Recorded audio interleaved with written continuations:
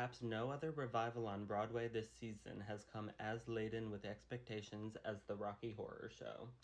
Although Richard O'Brien's musical began life as a stage show, it's the 1975 film adaptation, The Rocky Horror Picture Show, that looms large in the minds of the audience.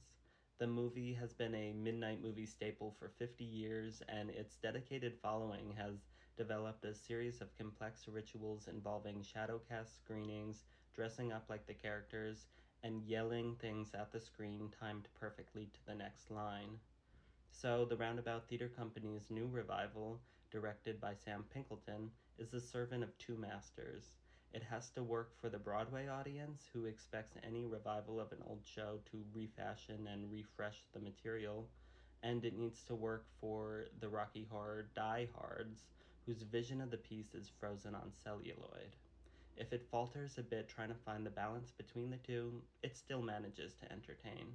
The costumes designed by David I. Reynoso are a good example of how this production aims to create a distinctive new look for the show, while ultimately settling for something fairly close to the expected.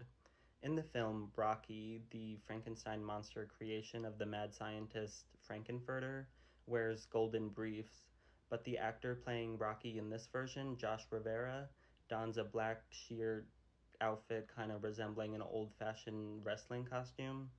It's noticeably different, but is it a meaningful change? In a Broadway landscape with such radical revivals as Cats the Jellicle Ball, is this how far Pinkelton is willing to innovate?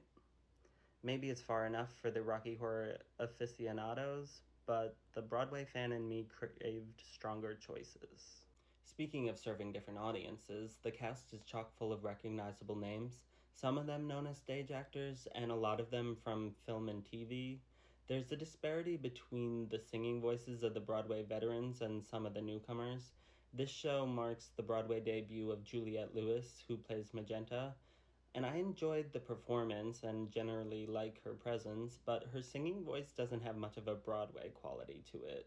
It's fine in other contexts, but it's hard to ignore when the show begins with her on stage alone singing a song.